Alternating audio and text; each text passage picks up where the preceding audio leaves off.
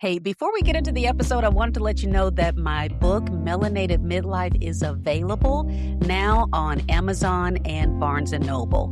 This is the manual that you have been looking for so that you can design a midlife season exactly as you deserve it. So get a copy for yourself and then share it with other midlife baddies that are in your circle. I can't wait to hear what you think about it. All right, let's get back to the episode. Hey there, welcome to the Melanated Midlife Podcast. I am Akilah Willery, and I am your midlife hype girl. Normally, I'm giving you all of this inspirational information about how you are going to uplevel your career. But today, I want to take a little bit of a glimpse behind the scenes because we're going to talk about menopause. In particular, we're talking about how I have been managing menopause while also building a business. And if you also are in a career where it's causing you to have to be more visible right when your body is acting all brand new, just like mine, then this is going to be for you because you are not alone. You and I, we are the same people. We're dealing with the same drama. And I can tell you that I was prepared for the hot flashes. I was prepared for that part, but I was not prepared for how menopause was going to mess with my brain. And today, I want to tell you how I am managing all of these symptoms, how I'm protecting my energy, and all of the things that I'm taking, including hormones, that is helping me be at the top of my game. So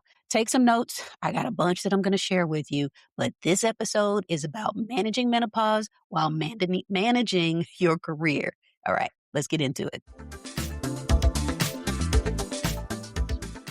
Now, before we get into this, I want to stress very clearly that I am not a doctor. Yes, I might be an educational doctor and, all of that. I can give you a lot of tips and research, but I am not a medical doctor. I urge that you take whatever I'm sharing with you today just truly as my experience. And maybe by learning about my experience, it's going to inspire you to have a little more confidence to go in with your own healthcare provider and have a deeper conversation about what is going to be the right intervention or the right management plan for you to get through this as well. So please don't come at me if there's something that I'm saying right, wrong, that you disagree with or whatever. It is just for me to share with you what's going on and what is working for me. So I can tell you that these are real experiences. And when my symptoms showed up, I was 47. And I'm saying all that, again, dealing with the brain fog. So I am 53 at the time of recording this. Roughly, I have been going through this part of my journey for about 6 years. It was 47 when I had my last menstrual cycle and haven't seen any bleeding since then. And, hey, if you haven't noticed already, we're going to be real in this conversation. So keep that in mind that this has been a 6-year window that I've had to kind of figure some things out. And when I tell you that, I want to be honest, I can be real funny about it. But all in all, if we can't laugh about this stuff, we might cry, because I think probably the best way that I can describe this whole onslaught of symptoms and things that were changing is that I felt out of control. I no longer felt like I was in control of my own body. I definitely was not expecting that it would have such a huge impact on my brain function. But for sure, from a day-to-day, moment-to-moment, hour-to-hour basis, I can't say that I fully was in control of whatever my body was going to do.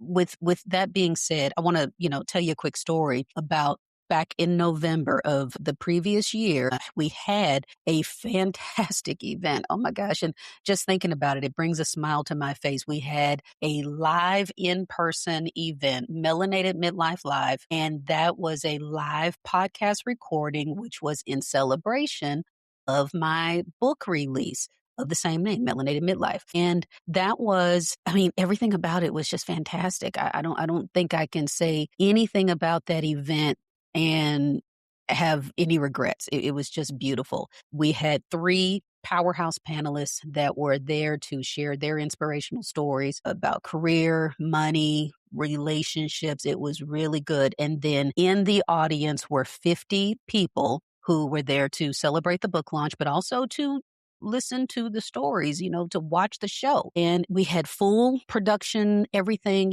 cameras, lights, a full production team, had a live DJ. We had hors d'oeuvres, we had cocktails. It was beautiful. And everything was just going according to plan until it was time for me to speak. And if you watch any of previous episodes, you will see me holding my iPad in my lap or in a desk in front of me. And there is a reason that I always have that iPad in front of me. It's not because I'm just, wanting to have it, an extra thing sitting on the desk, but it's my notes. It's for me to have a little bit of insurance in case I have some type of menopausal brain fog.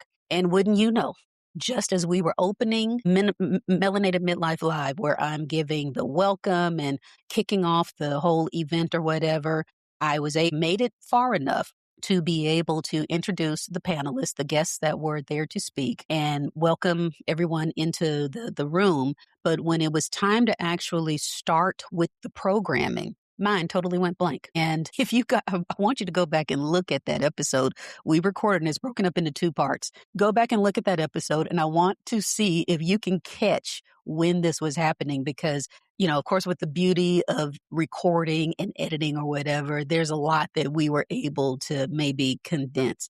But at the very beginning, there was a spot where I'm truly looking at my iPad. Everything that I want to say was right there in front of me, and my brain just would not connect. Like, hey, read this, and then words are supposed to come out of your mouth.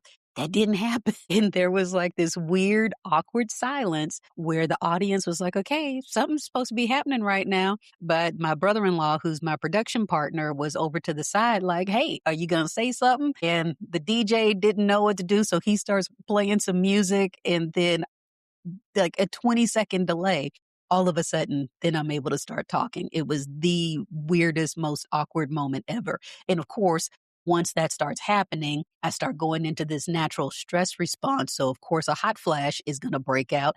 And I had on this cute linen dress. And of course, I wore linen in November because I knew I was going to be hot. Anyway, all of that happening, and then sweat breaks out down my back. I am sitting in a chair in a thin linen dress.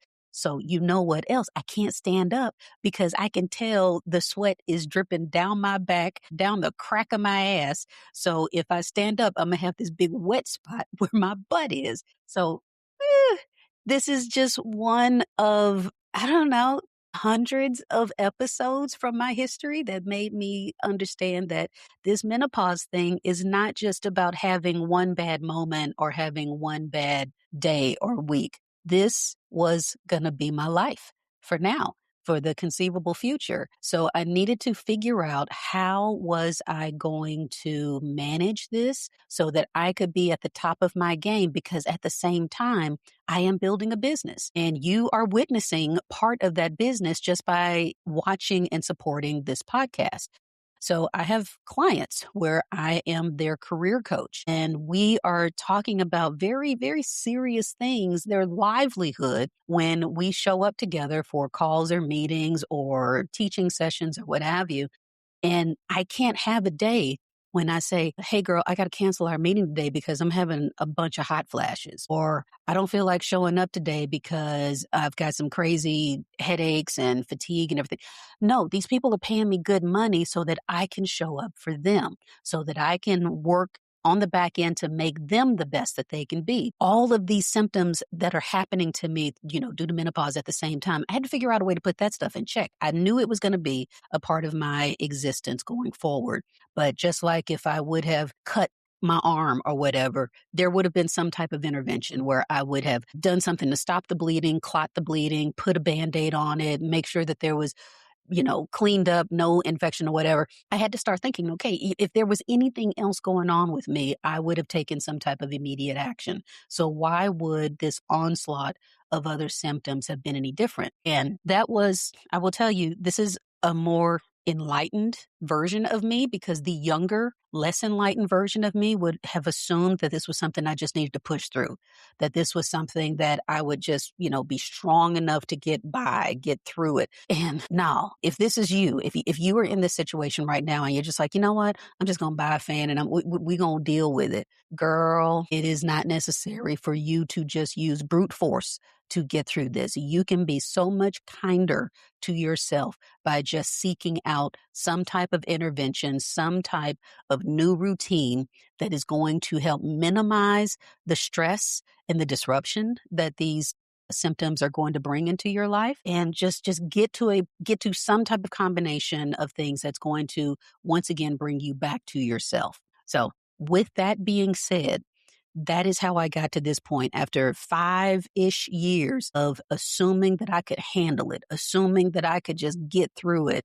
I finally decided, no, it is time to actually take a dedicated approach to how I'm going to make it through this phase to feel, like I was at the top of my game and just not lose my mind in the process. So this is what I want to share with you today. Again, I'm just your cute Black girlfriend that is sharing what works for her, but I hope that this is information that's going to empower you to go and figure out something that will work for your own routine. And I will tell you that for this episode, I am recording this in front of my computer because I've got so many notes. I've got written notes. I've got a screen that's over to the side because there is so much that has gone into just me figuring this out. And I don't want to leave out any details because I don't know what's going to be helpful to you or not. But I will tell you that I actually found this one article that was published in a medical journal. So again, I am not an MD. I just read a lot. But in this particular article, it was a study that was published in 2022 that talked about the lack of support that African American women in menopause receive from their healthcare providers. And I'm opening with that stat, and you're like, oh, okay, that's why I'm not going to the doctor. Stick with me. But it was really encouraging more and more women to share about their experiences so that we can be aware of some of the discrepancies that are taking place. Basically, teaching you why you need to advocate for yourself. And one thing that stat, and I'll share a couple of stats with you, and I'm making sure I'm reading over here to the side so that you know that I'm trying to get this right. Basically, a survey that went out to a controlled or a particular group of African American women said that 7 in 10 are dealing with severe menopause symptoms daily. 7 out of 10, 70%. That again, these are daily symptoms. It doesn't mean like it's something that you get one day and then you don't experience this again for another week or another month. Kind of like with our menstrual symptoms, we would have a whole lot happening within a 4 or 5 day period once a month. But with the menopause symptoms, we're dealing with these types of disruptions every day. So yeah, you may not be bleeding anymore, but you still have other things that are all this mixed bag of interruptions to your daily world that are happening every single day. And from day to day, hour to hour, you don't know which one is going to pop its ugly head out. So I feel I'm doing all this trauma dumping in this episode. But anyway, I want to make sure you understand all of what's going on. So as far as the symptoms that are outlined in this particular article, they're talking about what they call the big three. And yes, I have experienced all three of these: night sweats, hot flashes, and vaginal dryness. And roughly over 90% of these women that were surveyed were experiencing what they call those big three symptoms. And they were happening at a longer duration for Black women, African American women. It was happening at a longer duration as compared to their white counterparts. So Black women, 81%, according to this particular medical journal, were experiencing the symptoms for 9 years or longer. 9 years, my dear. So at least for me, again, this is not saying that this is for sure going to happen the same for you, but I know that in my situation, like I said, these symptoms started in regular consistency at about 47. 53 right now, so I'm going into my 6th year. And it wasn't until just the past year where I started incorporating these interventions. So with that being said, this is not something where you can take Advil and it's going to go away, like your menstrual cramps, or you're going to get a heating pad and put it on your back, and that's going to be the only thing that you're dealing with. It's going to be an entire new regimen that you will have to test out and figure out how to manage it the best. It's not going to be a quick fix. You're going to have to experiment. You're going to have to try a few things. They're not going to work. Then you add in some other things. And eventually you will get to a space. You will get to a point where this list of interventions in combination in daily routines or weekly routines is going to be what it eventually works for you. So let me also reiterate with my symptoms, what I was feeling. Ooh, I'm going to take a breath before I go through all of that. My sleep disruption was very real, and that sleep was disrupted, I think, by a couple of different things. I know hormonally there was a lot going on. And let me also say that I didn't have to have a blood test or anything to know that I was entering my menopausal phase. Once I started having disruptions with my monthly menstrual bleeding, it was pretty much game on. It was very quick that my period went away. I would have, and I'm getting graphic here, I would have the first day of my period, it would be a very heavy, I won't call it like a bomb drop type of thing, but it was a very, very heavy flow day, heavier than what I had been used to experiencing. And then by the second day, it was a drip, it was a trickle. So it would be a huge, huge, heavy day. Day one, day two would be a trickle. And that was my first sign that something was changing. Then I started feeling the sleep disruptions. And I can say, at least for myself, I'm very sensitive to sleep disruptions because sleep is something that I have always prioritized. I am in the bed by 10 o'clock reading a book or watching Netflix kind of girl, and I'm dozing off by 10:30. That has been my routine for a very, very long time. So with that, it allows me to be an early riser. I cherish my early, quiet morning hours. So anyway, in the bed by 10 o'clock and asleep by 10:30. And I started having that regular 2 a.m., 3 a.m. wake up. And I assumed it was just stress. I just assumed I had a lot going on at the top of my career, managing a lot of different things. Back then, my boys were still at home. They had all of their activities that would fill up our calendars. And that was what I, kind of wrote it off to. Then I started experiencing the brain fog and the weird heart palpitations, the fatigue for no reason, definitely started gaining weight. And that was probably the most humbling piece of this because I still haven't totally gotten that part under control. And joint aches. So I can go from a seated position like I am right now and then stand right up and it's going to take me a minute to stand there and feel like, okay, everything's where it should be. I can stand up balanced on my own. And that all of these things just kind of descended all at the same time. And I'm just like, what the hell?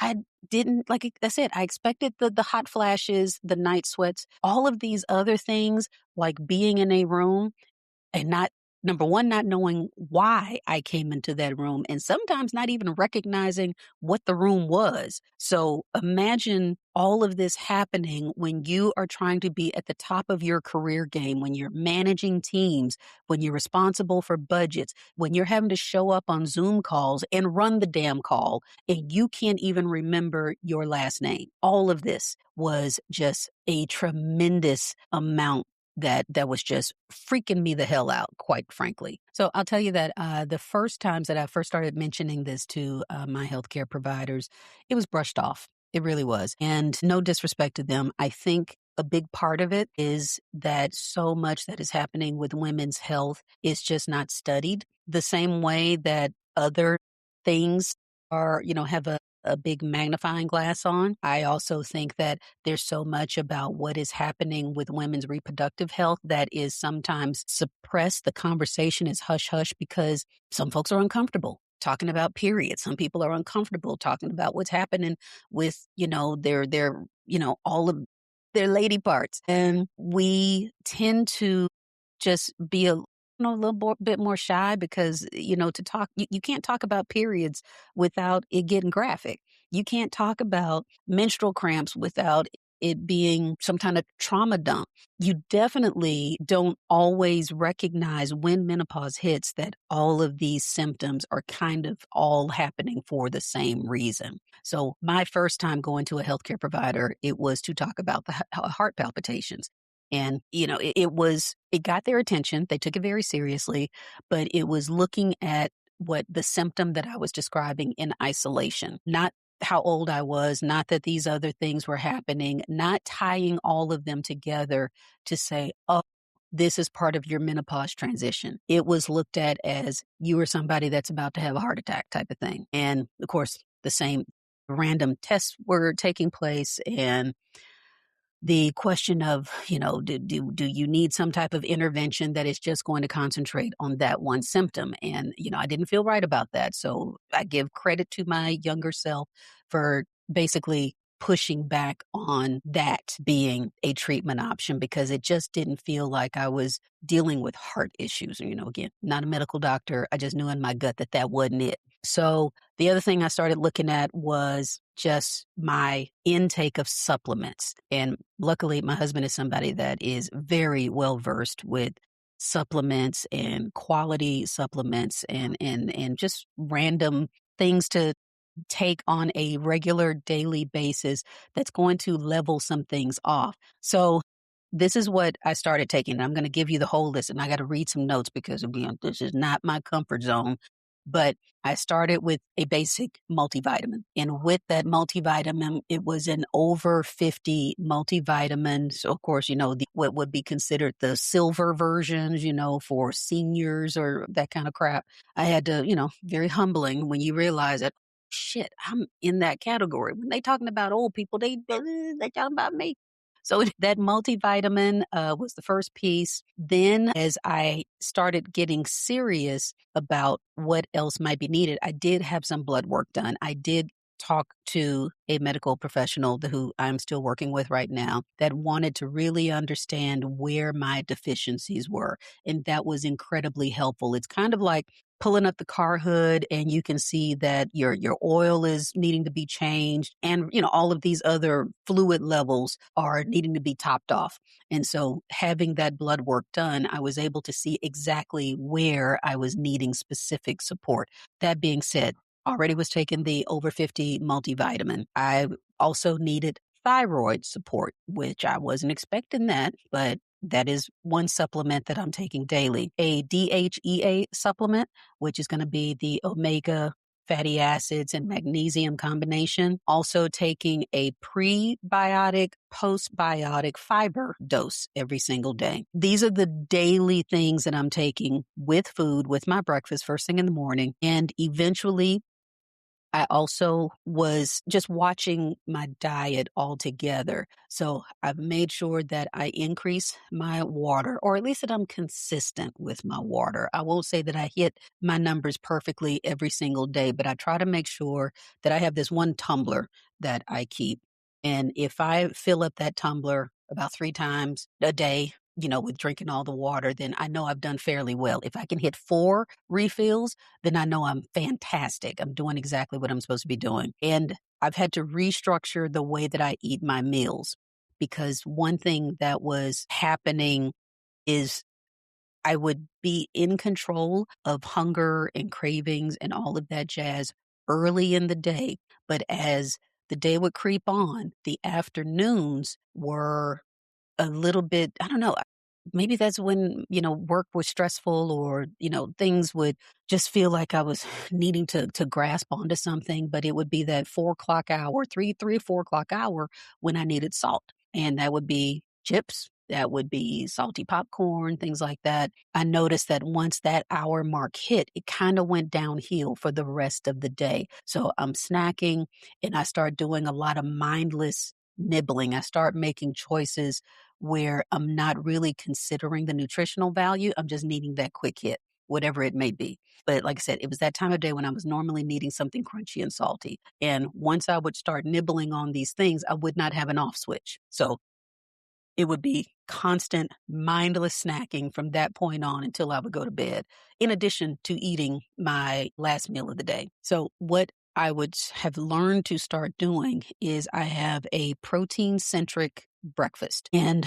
that's probably going to be like 2 eggs and maybe an English muffin, maybe some turkey bacon. But basically, instead of having what I would normally eat, which would be a bowl of oatmeal, I would instead go to the protein heavy meal for early in the day. That would get me to a point where I was fairly satisfied, and I felt like if I got a good start, then that was a checkbox in the right direction. For lunch, I've had to kind of shift to where it was also protein centric, but then I'd have to have a fiber source because something else that has happened in this season is that I recognize I'm suffering from chronic constipation. I don't know if this is a menopausal symptom. It is an Aquila symptom, and I've just had to get on top of that. So making sure that I have some type of beans or salad or mixed vegetables along with a protein source. And for protein for me is normally like a piece of salmon, some shrimp. I'm not a pescatarian, but I do enjoy seafood. So usually that protein source is some type of seafood. That's just where my taste buds are. And then have some type of fiber rich side item along with it. And then later in the day, I still allow myself to have a snack if I need it. But for later in the day, what I'm noticing is that if I cut off my real serious meals, my last meal of the day, about 6 o'clock, maybe 7 if I'm pushing it, and then I don't eat the rest of the evening, I'm able to go to bed at my regular time and I sleep better throughout the night if I do not have a heavy meal on my stomach before I go to bed. And that means that I got to cut off, if I'm going to have something heavy, I've got to cut off all the eating between 6 and 7 at the absolute latest, preferably 6, or I have something super, super light for dinner that is going to be easily digestible. And that has allowed me to get more consecutive nights of continuous sleep that is not disrupted by my body trying to break down a heavy meal or any sugar spikes with my system or the night sweats, whatever. All of that has been brought under control as a result. Now, speaking of the eating, if you are, a long-term fan of this podcast, then you know that a few months ago I started taking a GLP-1, and that is a weekly injection that happens. You will look at pictures of me from, 6 months ago to now, and you probably won't see a big difference in weight loss. I've lost a very minimal amount of weight. And you're just like, well, okay, well, stop taking it. It's not working or whatever. But here's the thing. It is funny, and every time that I tell somebody this, I had a very positive side effect. I didn't haven't lost all the weight. I'm still on it, and I did have a brief period where I actually paused the injections, but one positive unexpected side effect is that by taking my weekly GLP-1 shot, it instantly suppressed my hot flashes. Okay. Remember, this is me sharing what has happened to me. If you also are on a GLP-1 and you've had this as a unexpected side effect, I would love to hear your perspective. I want to know if I'm the only one that is going through this.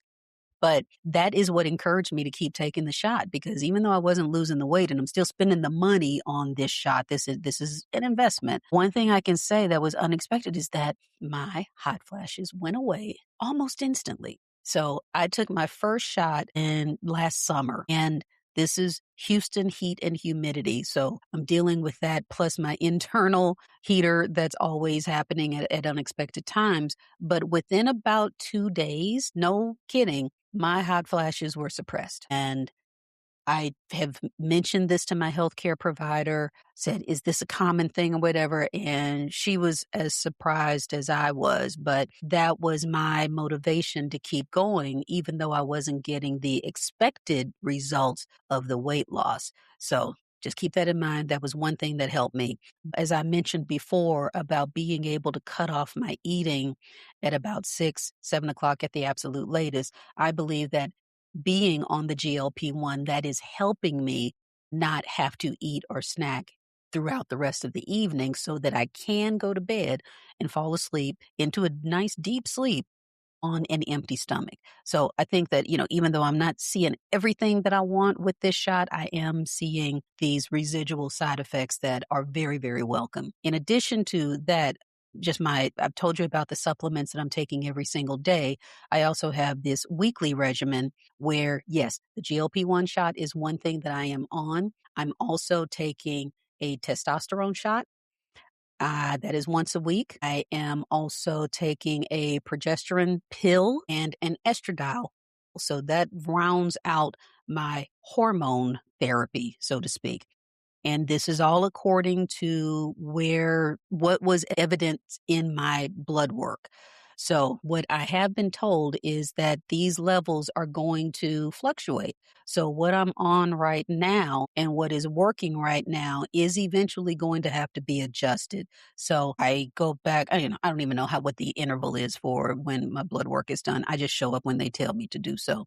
So, all of that being said, I've got my daily regimen of supplements. I've got my weekly interventions, my weekly regimen of shots that I'm taking. And then I've had to adjust what I'm eating on a meal by meal basis and recognize what I need at each meal throughout the schedule of my day so that ultimately it leads me into a more satisfying night of sleep. And let me be very honest about this decision to go on some type of hormone therapy. It was something that I just did not think was necessary early on. When I first started feeling these symptoms, I really thought, okay, I can handle this. Or I depended on some traditional, maybe outdated medical advice that it was going to cause some side effects with a greater breast cancer risk or other things. And I've since changed my mind with all of that. I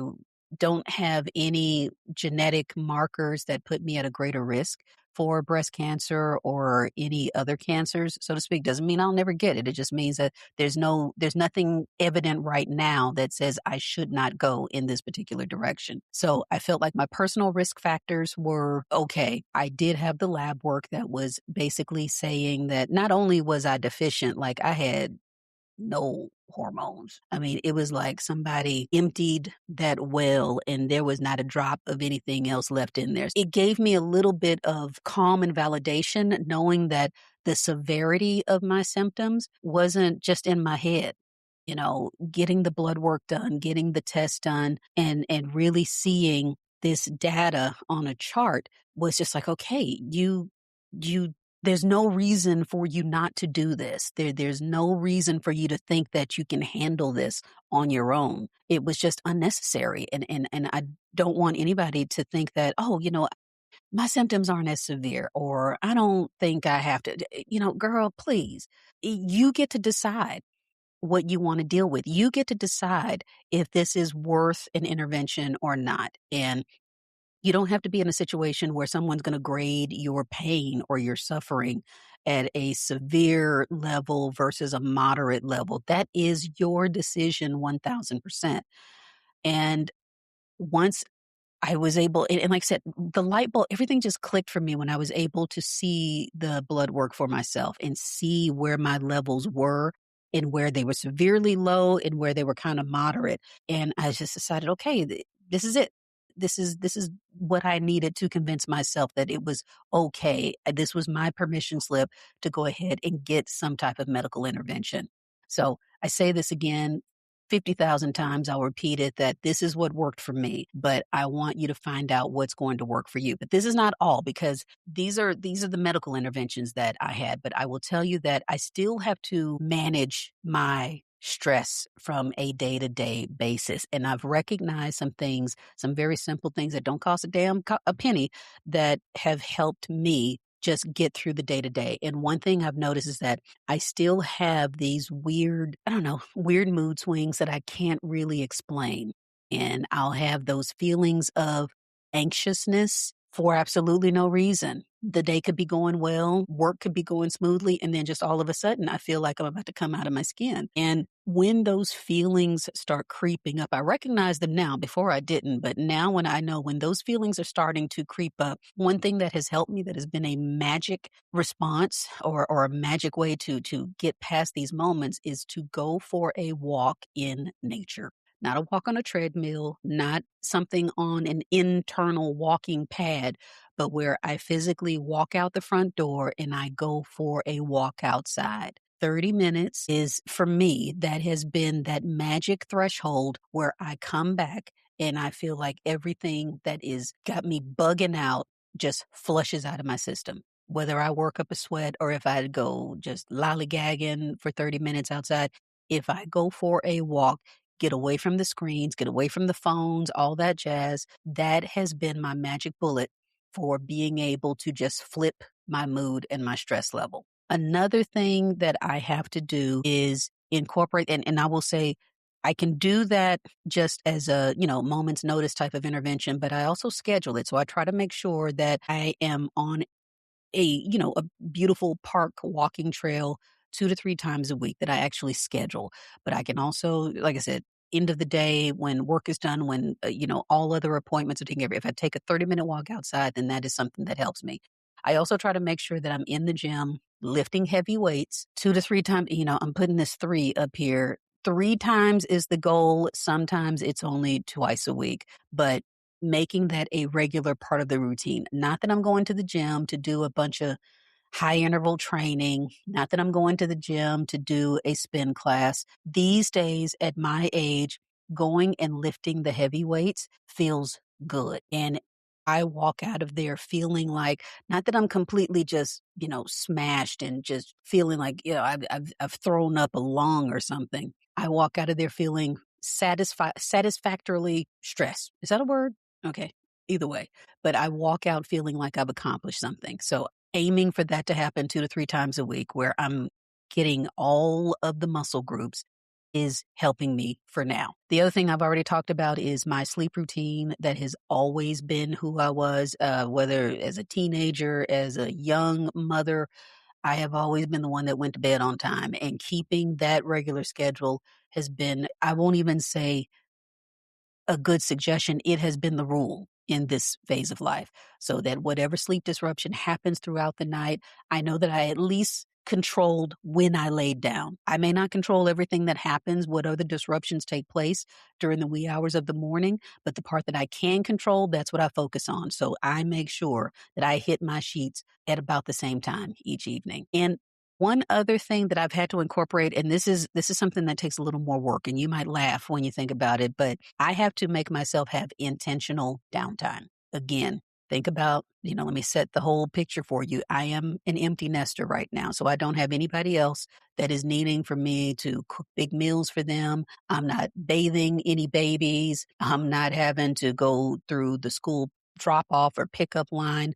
My evenings are my own. And sometimes I'm working with clients in the evenings, but when I don't, I have to make myself get up from the computer. I have to make myself walk away from my workstation and go have intentional downtime.